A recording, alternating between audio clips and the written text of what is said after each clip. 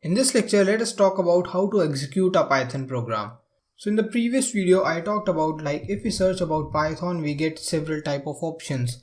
One is the desktop app, we have then IDLE, then we have some module documents. So what all these are? So let me clarify that. There are few different options by which you can run your Python commands. The first one is Python command line windows. That is the exact option that we tried in the earlier lecture. So just click here. So this is the windows that is by default given by Python, and you can run all the codes here. That is some basic codes. Because once you start working on big files, once you start working with different libraries, we will be moving towards the file system. We will be moving towards the editor, that is IDE system, and that will help us to simplify our file system. So this is the Python command line windows. You can perform some basic tasks, like let me write my first code here. So if I want to write print hello world, all I have to do is just give me print statement, and you can see it's just printed. And if I just want to do some basic calculation, maybe 3 plus 5, and you can understand that this is the basic command line prompt which is used to do some basic Python stuff. At this point of time, this is the basic medium by which you can do some basic Python coding. The second thing is Python IDLE. That is, they have provided us a graphic window which is quite easy, and it defined with different colors, and I hate it because the background is white, and as a programmer, as a developer, something that is white, you will hate it. And I'm sure once you start working with Python, with any language, and you start working with editor, that is IDE, you will start loving the black color. Let me search Python here, and you can see this IDLE option. Just click on the option and you will see something like this. This is our Python shell, which is quite similar to what we were doing with the previous command window. And here you can also perform the same step if you want to do print hello world. Let me type it out. And now you can see the color difference. This is the important thing that you need to keep in mind. All the IDs make our life easier. They define everything with different colors, and also they help us to complete some things. So if I write print again, and you can see they have given me several options regarding my value, regarding the separation, and all the things we will be talking about in new lectures. But at this point of time, you have to understand why an ID like this is important. So if I just want to write hello world again, or something like hello only, or hello students, now you can see it clearly defines different thing, and this will help us to perform tasks in a better manner.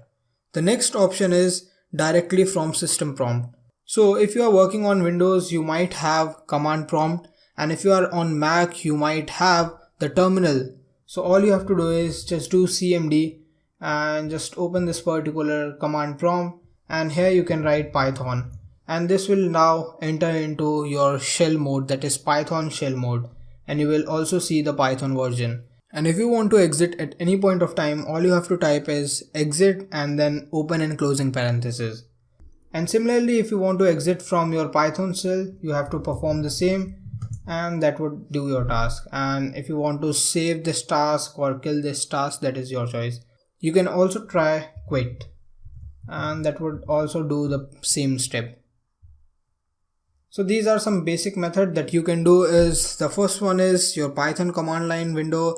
The second one is the Python IDLE, which is the graphic window. And the third one is your CMD. Now, if you have a Python file that ends with .py, at that point of time, only your command prompt will be useful. Let me give you an example. Let me open my notepad. And yeah, no developer code in notepad. I'm just doing that so you can understand. And if you have any code and you have .py file, and if you want to run any project, any application, at that point of time your CMD will be useful. Let me create a basic py file and then we can perform. So in this py file, let me write. So this is the basic code that I have written, and now I have to save it as .py. So all I have to do is let me save it somewhere. So now I just created my .py file, that is my first .py, in which I have something to print. And if I want to run this particular file, I can only do that with my system prompt, that is my CMD. And if you are a Mac user, you can use your terminal. So open your terminal, that is your command prompt on your desktop. You can use your Control Shift and then the right key and click on open command windows here. And you can see I have my windows in my desktop folder. Now all I have to do is write Python, then the file name, that is first.py, and click enter.